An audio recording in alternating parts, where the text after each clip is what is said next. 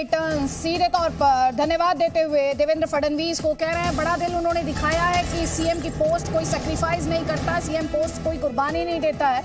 लेकिन देवेंद्र फडणवीस और बीजेपी ने बड़ा दिल दिखाते हुए जिम्मेदारी सौंपी है एक और शिव सैनिक को। तो 4 पॉइंट्स के माध्यम से इस वक्त की बड़ी खबर जी न्यूज पर हम आपको दिखा रहे हैं, आप इसे समझ सकते हैं। एकनाथ शिंदे जिन्हें किंग मेकर माना जा रहा था, उनकी वापसी हुई है। खुद किंग के तौर पर महाराष्ट्र के अगले मुख्यमंत्री एकनाथ शिंदे होंगे। उन्होंने 50 विधायकों के सपोर्ट की बात की है, 40 शिवसेना के एमएलए के सपोर्ट की बात वो कर रहे हैं और 10 निर्दलीय विधायकों के सपोर्ट की बात वो कर रहे हैं। उनका शपथ ग्रहण समारोह शाम 7:30 बजे होगा, यानी अब से करीब 2.5 घंटे बाद एकनाथ शिंदे महाराष्ट्र के सीएम के तौर पर शपथ लेंगे। दूसरी अहम बात, एक शिव सैनिक को सीएम के तौर पर दूसरा शिव सैनिक रिप्लेस करेगा।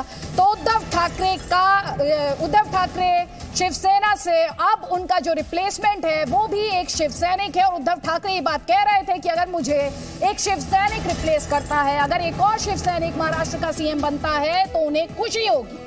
तीसरी बड़ी बात, बीजेपी जो कि सबसे बड़ा दल है महाराष्ट्र असेंबली में, देवेंद्र फडणवीस को आपने साफ तौर पर यह कहते हुए सुना कि वो सरकार ज्वाइन नहीं करेंगे, वो बाहर से सपोर्ट करेंगे। पूर्ण सहयोग का वादा उनके द्वारा किया गया है। ऐसे में सवाल ये क्या सुपर सीएम के तौर पर देवेंद्र फडणवीस को देखा जाए। और चौथी बड़ी बात, हिंदुत्व और विकास के मंत्र की बात यहां एकनाथ शिंदे द्वारा कही गई। उन्होंने पीपल अलायंस का जिक्र किया बीजेपी और शिवसेना के बीच, और फिर उद्धव ठाकरे हिंदुत्व से किस तरह से भटके महाविकास आघाड़ी के साथ चले गए, उस बात का भी उन्होंने जिक्र किया। तो इस सरकार के मंत्र, ये जो नई सरकार है, इसके मंत्र की अगर बात की जाए तो एक तरफ हिंदुत्व और दूसरी तरफ विकास की बात कर रहे हैं एकनाथ शिंदे। मेरे कई सहयोगी इस वक्त हमारे साथ है। अंकुर त्यागी सबसे पहले जिस डिसीजन ने सबको चौंकाया, हालांकि जी न्यूज जब रेबल एमएलए से बात कर रहा था तो बार बार एक ही बात कह रहे थे कि हम एकनाथ शिंदे को सीएम की भूमिका में, सीएम के पोस्ट पर देखना चाहते हैं। ये जो सरप्राइज मूव है, इसे लेकर आपके पास क्या इंफॉर्मेशन है? क्योंकि मीडिया तो यही कहता रहा फडणवीस होंगे नेक्स्ट सीएम महाराष्ट्र के, लेकिन इसे मास्टर स्ट्रोक माना जाए, इस डिसीजन को कैसे देखा जाए?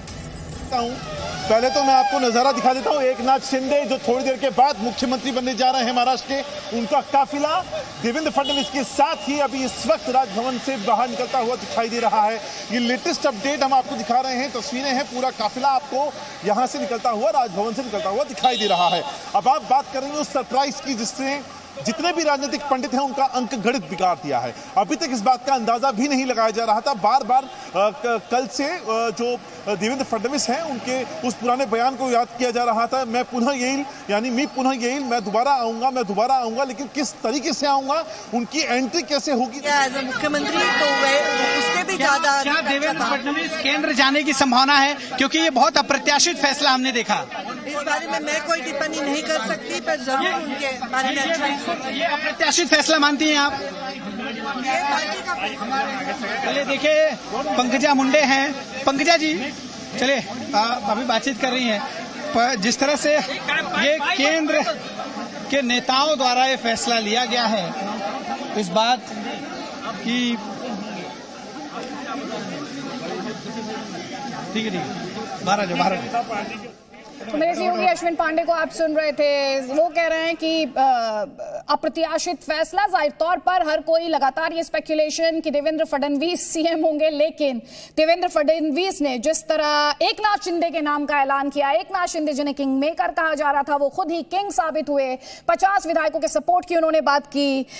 नीलेश शुक्ला, अगर आप तक आवाज पहुंच पा रही हो, यहाँ पर सवाल ये भी है, ये देवेंद्र फडणवीस का ये कहना कि मैं सरकार ज्वाइन नहीं करूंगा, मैं बाहर बैठूंगा, लेकिन मेरा पूरा सहयोग रहेगा एकनाथ शिंदे को, इस डिसीजन के पीछे पार्टी की सोच क्या रही है, बीजेपी की सोच क्या रही है? जी बिल्कुल अदिति, आज का देवेंद्र फडणवीस का जो ऐलान हुआ है उसने कई सारे राजनीतिक पंडितों को ज़रूर हैरान कर दिया होगा, क्योंकि लगातार हर कोई यही कह रहा था कि देवेंद्र फडणवीस ही दोबारा मुख्यमंत्री बनेंगे। लेकिन जब उनकी तरफ से अनाउंसमेंट हुई और खासकर उनकी तरफ से भी लाइन ऐड की गई कि मैं सरकार को बाहर से समर्थन दूंगा, मैं सरकार में इन्वॉल्व नहीं हूँगा, यानी कि ये अपने आप में एक बेहद ही बड़ा स्टेटमेंट है जिसे फडणवीस ने आज रेखांकित किया है। जिस तरह के आपका सवाल है कि इसके मायने क्या हैं, मायने साफ हैं कि क्योंकि उद्धव ठाकरे तरफ से यही कहा गया था कि अगर कोई दूसरा शिव सैनिक ही मुख्यमंत्री बनता है तो वो खुशी खुशी जो पदवी है उसे छोड़ने के लिए तैयार हैं। यानी कि क्योंकि हम जानते हैं कि शिवसेना और बीजेपी का जो रिश्ता है वो बेहद ही गहरा रहा है। छोटे भाई और बड़े भाई की भूमिका निभाते आई हैं दोनों पार्टियां। यानी कि अगर देवेंद्र फडणवीस की तरफ से इस तरीके के स्टेटमेंट दिए गए हैं कि वो पार्टी में सत्ता में इन्वॉल्व नहीं होंगे, बाहर से समर्थन देंगे, यानी कि वो अभी भी जो विकल्प है वो उद्धव ठाकरे के लिए खुला रखना चाहते हैं। वो चाहते हैं कि उद्धव ठाकरे दोबारा उनके करीबी आए, जिस तरीके से छोटे भाई और बड़े भाई का रिश्ता ठीक है। वैसे भी बार बार ये जो शिंदे गुट है ये कह रहा है हम ही असली शिवसेना है, वी आर शिव सैनिक्स। बार बार इस बात को दोहराया जा रहा है और साथ ये भी कहा जा रहा है कि उद्धव ठाकरे से कोई शिकायत है नहीं। मेरे सहयोगी अश्विन पांडे उनके साथ लगातार वो इंटरव्यूज कर रहे हैं। शीर्ष नेतृत्व की तरफ से लिया गया होगा। सदाभाऊ खोत हैं, इनसे हम बातचीत करने की कोशिश करेंगे। जाहिर सी बात है कि अप्रत्याशित फैसला, लगातार इस तरह की खबर थी कि देवेंद्र फडणवीस मुख्यमंत्री पद की आज शपथ लेंगे, लेकिन ऐसा नहीं हुआ। एकनाथ शिंदे का नाम ऐलान कर दिया गया और वो अब मुख्यमंत्री पद की शपथ लेंगे और इसके बाद आगे का मंत्रिमंडल जो है वो तय किया जाएगा।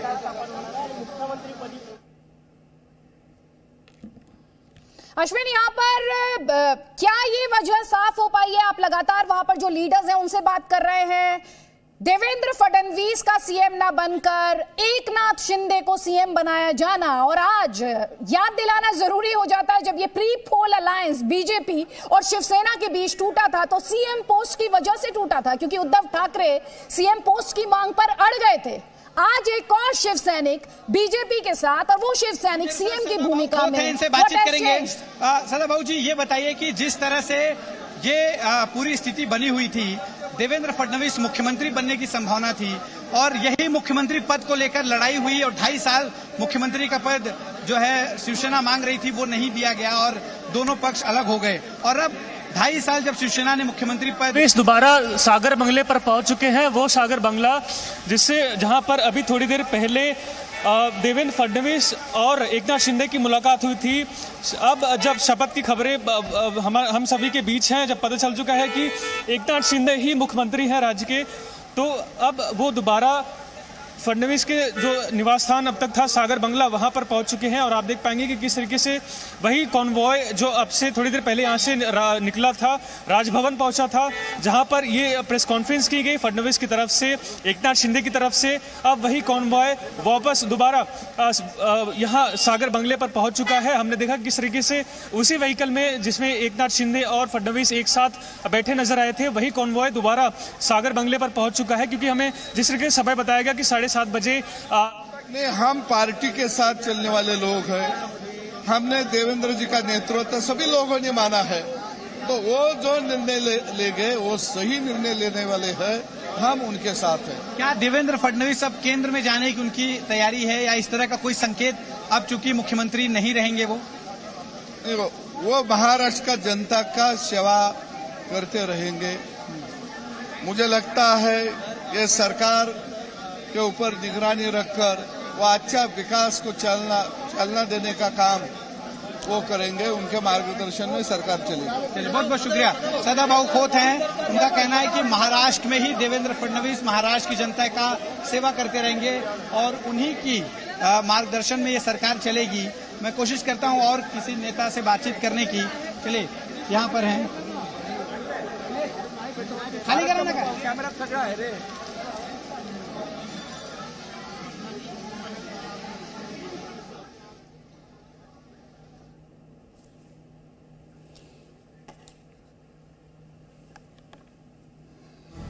तो मेरे सहयोगी अश्विन पांडे लगातार वहां पर जो लीडर्स हैं उनका रिएक्शन आप तक पहुंचा रहे हैं। मेरे कई सहयोगी इस वक्त साथ में हैं। यहाँ पर शिवांगी ठाकुर, क्या ये स्पष्ट हो पाया देवेंद्र फडणवीस ने खुद सीएम पोस्ट का त्याग क्यों कर दिया?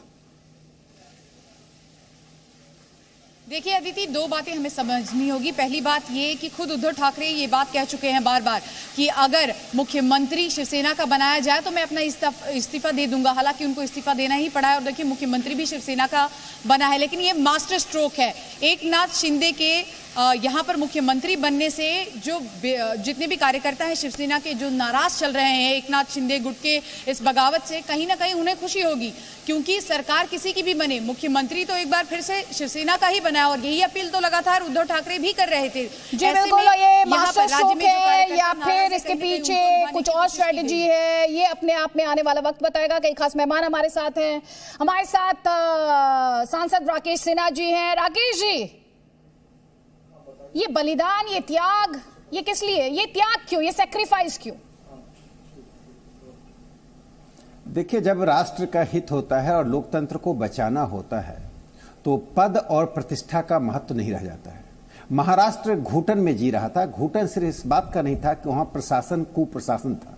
घुटन इस बात का था कि शिवाजी की धरती, स्वामी समर्थ रामदास की धरती पर आज जिस बाला साहब ठाकरे ने जिन आदर्शों को लेकर शिवसेना की स्थापना की, जो आदर्श भारतीय जनता पार्टी की निकटता का कारण बना, उनके सुपुत्र और उनके पौत्र दोनों ने मिलकर शिवसेना को सोनिया और शेख सेना बना दिया। शिवसेना नहीं रह गई, ये शेखों की सेना रह गई।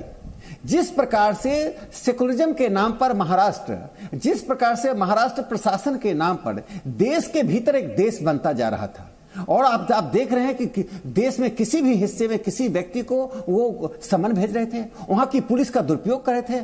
न सिर्फ महाराष्ट्र की जनता, जब अदिति जी टायर आपके घर में जल देगा तो सिर्फ आप ही उसके दुर्गंध से परेशान नहीं रहेंगे, आपके पड़ोसी भी परेशान रहेंगे। मैं एक शब्द में, एक पंक्ति में यदि कहूं, उद्धव ठाकरे ममता बनर्जी 2 बनना चाह रहे थे, ममता बनर्जी 2 बनकर काम कर रहे थे। उनकी पूरी राजनीति पूरे लोकतंत्र की मर्यादा को तार तार कर रही थी। पत्रकारिता को, पत्रकारों को परेशान करना, ठीक है, प्रशासन से जुड़े लोगों को परेशान करना, पुलिस का पूरा दुरुपयोग करना। इसलिए मैं कहता हूं कि महाराष्ट्र को लोकतांत्रिक प्रक्रिया के द्वारा और शिवसेना के भीतर जो अंदर कंट्राडिक्शंस हुआ, ये अंतिम बात मैं कह दूं। देखिए, शिवसेना के भीतर जो लोग थे वो एक आदर्श को लेकर शिवसेना आए थे, और जो एकनाथ जी आज मुख्यमंत्री बने, उनका जीवन यात्रा कहां से शुरू हुई? जब उद्धव ठाकरे जी को राजनीति का एबीसी नहीं मालूम था तो वे बाला साहब ठाकरे के निकट थे। वे भारतीय जनता पार्टी के आदर्शों और विचारों को समझते थे। वह उस व्यक्ति को, ऐसे तमाम शिवसेना के कार्यकर्ताओं को जिस प्रकार से मर्दन किया, आज उसी के कारण शिवसेना के आंतरिक कारणों से, आंतरिक विरोधाभासों के कारण शिवसेना टूटी। जो लोग लोकतंत्र में, राष्ट्रवाद में, हिंदुत्व में विश्वास करते थे, उन्होंने आज भारतीय जनता पार्टी के साथ आने का निर्णय लिया। ये देश के हित में, महाराष्ट्र के हित में और लोकतंत्र के हित में हुआ। ठीक है, आप बता रहे देश हित में है, महाराष्ट्र के हित में है, लोकतंत्र के हित में है, लेकिन